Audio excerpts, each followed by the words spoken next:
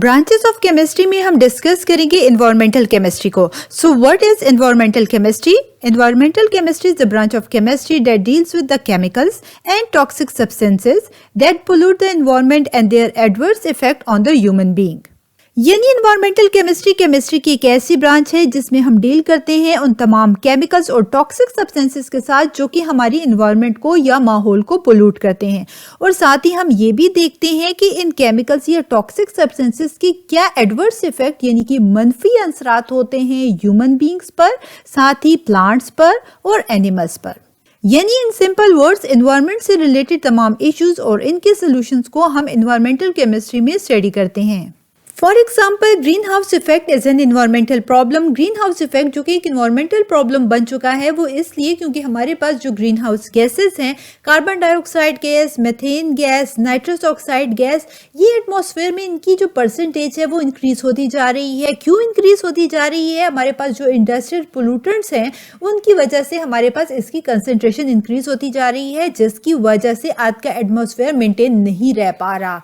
अब इसका सोल्यूशन क्या है? Plantation helps in overcoming the green house effect. जितनी ज्यादा प्लांटेशन की जाएगी उतना ज्यादा हम इसको ओवरकम कर सकेंगे। सो इस तरह से एनवायरनमेंट से रिलेटेड इश्यूज और इनके सॉल्यूशंस को एनवायरमेंटल केमिस्ट्री में स्टडी किया जाता है। एक और एग्जांपल में हमें बताया जा रहा है, an analyst determined that nitrogen dioxide is responsible for acid rain. Analyst हमें ये बता रहा है कि नाइट्रोजन डाइऑक्साइड एसिड रेन के लिए रिस्पॉन्सिबल होता है। एसिड रेन यानी कि तेजाबी बारिश जो कि हमारे पास एटमॉस्फेरिक पोल्यूशन की वजह से कॉज होती है, और इसका मेजर सोर्स हमें नाइट्रोजन डाइऑक्साइड बताया जा रहा है। यहाँ पर आप देख सकते हैं कि एसिड रेन जो है ये एक एनवायरमेंटल प्रॉब्लम है, यानी इंडस्ट्रियल पोल्यूटेंट्स की वजह से हमारे पास एसिड रेन कॉज होती है। यही वजह है कि ये एक एनवायरमेंटल इशू है और इस टाइप के इश्यूज को एनवायरमेंटल केमिस्ट्री में स्टडी किया जाता है।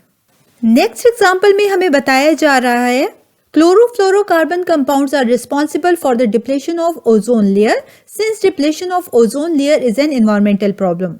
जैसे कि हम जानते हैं कि ओजोन लेयर की डिप्लीशन यानी कि ओजोन लेयर की कमी के लिए जो रिस्पॉन्सिबल है वो है क्लोरोफ्लोरोकार्बन कंपाउंड्स। क्लोरोफ्लोरोकार्बन कंपाउंड्स वो कंपाउंड्स होते हैं जो कि हमारी रेफ्रिजरेटर से, हमारी एसी से जो गैस इमिट होती है वो क्लोरोफ्लोरोकार्बन्स कहलाते हैं, और ये क्लोरोफ्लोरोकार्बन कंपाउंड्स हमारे पास रिस्पॉन्सिबल होते हैं ओजोन लेयर की कमी के लिए।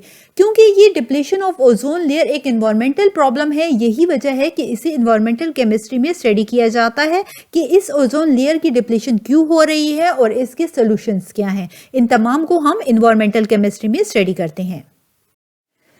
चैनल पर अपलोड होने वाली हर न्यू वीडियो की अपडेट के लिए डिजिटल केमिस्ट्री यूट्यूब चैनल को जरूर सब्सक्राइब कीजिएगा, और जी हाँ, बेल आइकन को हिट करना बिल्कुल मत भूलिएगा ताकि टाइमली आपको हर वीडियो की अपडेट मिलती रहे।